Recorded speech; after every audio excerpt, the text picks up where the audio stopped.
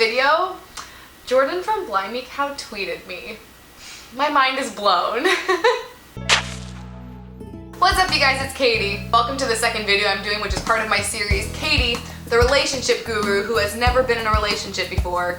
So as you can see from the title of the video, today I want to talk about the dreaded friend zone. First off, I really just want to speak out against the negative atmosphere that our culture presents the friend zone with. Chances are when you've heard about the friend zone, it's been something like the friend zone where single people go to die. And they make you think about it like it's some black hole that just sucks people in and never lets them leave and they can never escape. Oh, it's so stupid. All the friend zone is when someone says, "Hi, I have no romantic interest in you currently, but I'm really glad that we're friends and we should get to know each other better as friends." Done. That's what the friend zone is. It's just casual people talking about casual things in casual context. What's the problem with that? See, the way culture presents it, I'm currently single, so if anyone puts me in their friend zone, I should be crying and shaking my hands at the sky. What if I don't even want to date that person? What's the problem with me being in their friend zone? I'm 17 years old. If I don't have a boyfriend tomorrow, that's not the end of the world. I'm not gonna die. And like I said before, the friend zone is just a place where people can be friends in a casual context and not have to worry about flirting. I stressed in my last video that any good relationship is founded on a good friendship. So if you start out just as friends, not being romantically interested in the other person, and you get to know each other really well, how is that a bad thing? Really quick, I am going to present this from a place where the guy is being the one to initiate things and the girl's reacting to it. I'm not a guy, so I can't know how a guy would react to things, but by no means am I saying that only guys have to initiate things. Like, ladies, we need to step that up too, okay? I'm not saying this is like a gender thing where the guys have to be the one to ask a girl on a date. I'm not saying that. Now, okay, maybe you're a guy watching this and you're thinking, Katie, that's great, but I've been buddy-buddy best friends with this girl for like a few years now, and I kind of want to be more than just friends now, so how do I get out of her friend zone? So this is the tricky part, because culture isn't totally wrong in its presentation of the friend zone, because it is difficult to get out of the friend zone if you've been there for a long time. A lot of the couples I know now who are either like in a really serious relationship or even married started out when one of them had like totally friend zoned the other person. Usually the girl friend zoned the guy, because let's be real here, I mean, some stereotypes are true. Sometimes it was the guy friend zoning the girl as well though, and obviously they all got through it, so no, it's totally not impossible to get out of the friend zone. Tricky? Yes. Impossible? No. So gentlemen, it's true, sometimes us girls are so clueless and we have no idea what's standing right in front of us. In some cases though, she just needs to be hit in the face a little bit. Not literally.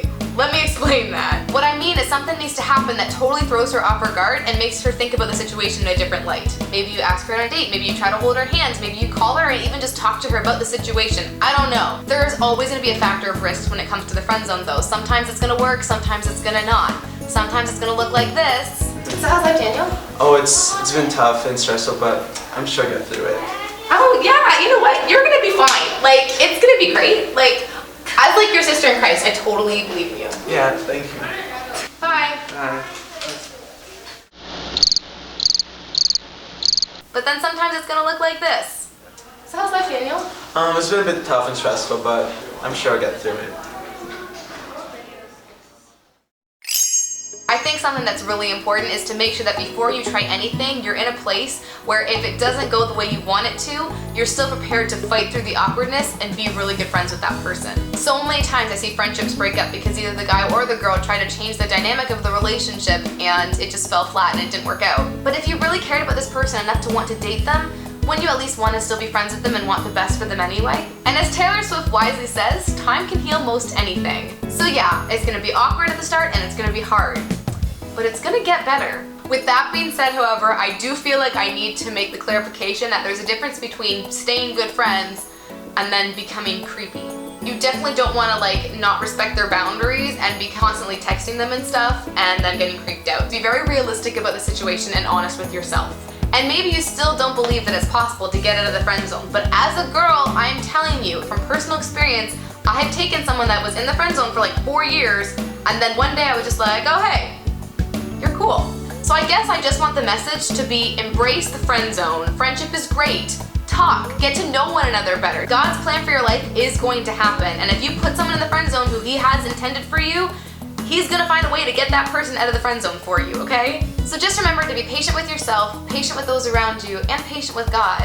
And that last one is usually the hardest of all, isn't it? So there's my little rant for today. Whether you agree with me or not, or even have some personal stories on the subject that you want to leave in the comments below, I'd love to hear them. And that's all. Thanks so much for watching, guys. Until next time I see you, have a great life. Don't be stupid or make bad decisions. Bye, guys. You don't need to do this. It's cutting off half his head again. Why? What's wrong with your head? Nice to meet you. Oh, my neck. Look at that smile. He always does this. He like takes my hand up and we're like swinging now. Because I can't be serious. Imagine you actually like me like this, and imagine trying to hold my hand. You wouldn't be like, hey. I'm just gonna leave it there. All right, so don't do this. We're not going up for emotions. We're not shaking hands. I'm teaching Daniel how to hold hands. This is great. If I see someone fall, okay, I went to skating, beside the pulley kisses the ice and you face plants and I saw. Nick! We were Nick! It was great! What's wrong?